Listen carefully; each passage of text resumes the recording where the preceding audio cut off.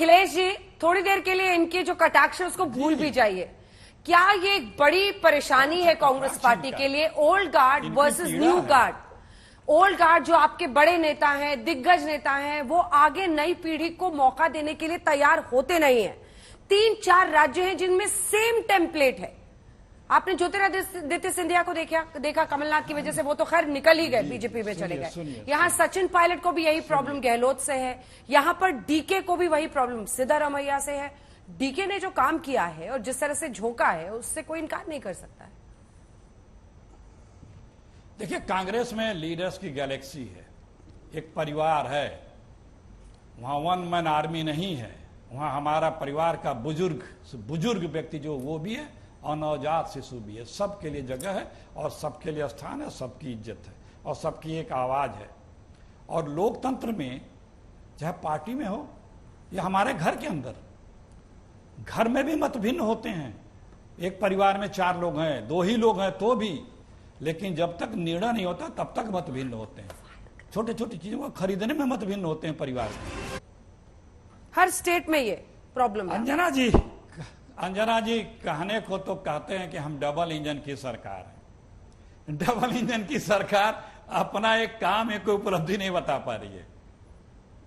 अपने प्रसन्न होने के लिए तलाश कर रही है कि आपके राजस्थान में क्या हो रहा है, वहां क्या हो रहा है। क्योंकि ये कंगाल योजनाओं में, कार्यक्रमों में, विश्वसनीयता में एकदम अविश्वसनीय कंगाल सरकार है। कुछ किया ही नहीं है।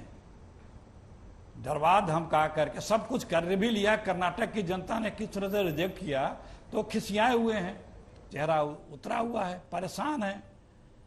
धीरज रख लो भाई, लोकतंत्र में सरकारें हारती रहती हैं। इतना आपा मत खो। अभी लगातार 4 राज्य और खोना है आपको, उसके बाद दिल्ली खोना है, उसके बाद 70 सालों के लिए इत्मीनान से बैठे रहिएगा जैसे 70 सालों तक है।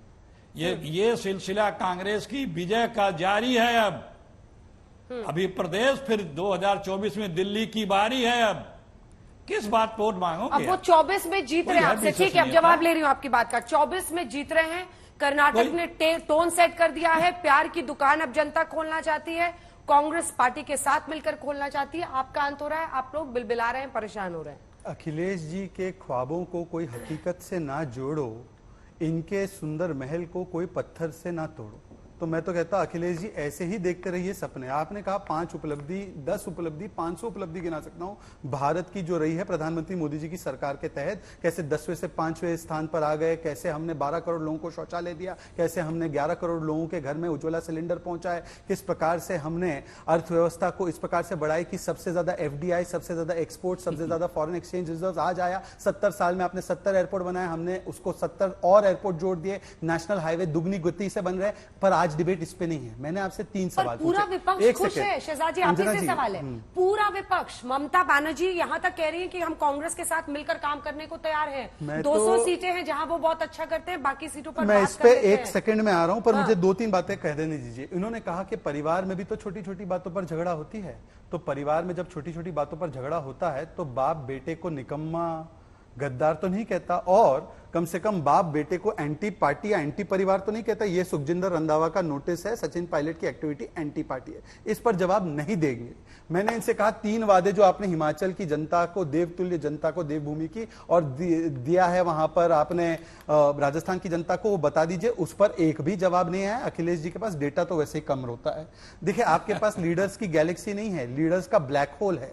जो भी इस कांग्रेस नामक ब्लैक होल में जाता है वो समाप्त हो जाता है। जो राहुल गांधी के साथ हाथ मिलाता है वो भी समाप्त होता है। अन्यथा आप बताइए ना, इतने ही बड़े लीडर बन गए और सारे विपक्ष एक ही सुर में गा रहा है, तो पूछ लीजिए उन विपक्ष वालों को कि कितनी सीट मिल रही है कांग्रेस को उत्तर प्रदेश में। और कर्नाटका की इस जीत के बाद, हालांकि इसमें हमारा वोट शेयर तो सेम का सेम रहा है, इनकी सीटें बड़ी है, न्यूमेरिकली ये आगे रहे, इसमें कोई दो राय की बात नहीं। पर मैं आपसे पूछना चाहता हूं, 180 सीट है जहां पर कांग्रेस बीजेपी की डायरेक्ट फाइट होती है। 2014 में हम 170 जीते, 2019 में हम 170 से अधिक जीते। उसमें क्या तब्दीली हुई है? चलिए, मैंने आपको यह भी बताया कि राजस्थान, छत्तीसगढ़, कर्नाटका सभी जगह हमने 2019 में स्वीप किया था। मैं इनसे एक ही चीज पूछना चाहता हूं, क्या ममता बनर्जी तैयार है इनको मानने के लिए लीडर? क्या समाजवादी पार्टी इनको सीट देने के लिए तैयार है उत्तर प्रदेश में, या लीडर मानने के लिए तैयार है, या बीआरएस तैयार है? अरे भाई, नवीन पटनायक के पास भी पहुंचे थे नीतीश कुमार जी, वहां पर भी सीधा सीधा दरवाजा बंद कर दिया गया। तो कम से कम अपनी हकीकत को तो पहचानिए, अपने ही फैलाए गए झूठ में इतना यकीन मत कीजिए। और मैं आपसे एक ही चीज पूछ रहा हूं कि वादों का क्या हुआ? प्रॉमिस गया तेल लेने, पोस्टर और पोस्टरिंग की पूरी बारी आई है और ये केवल पोस्टरिंग और पोस्टरबाजी पे अटक आई है।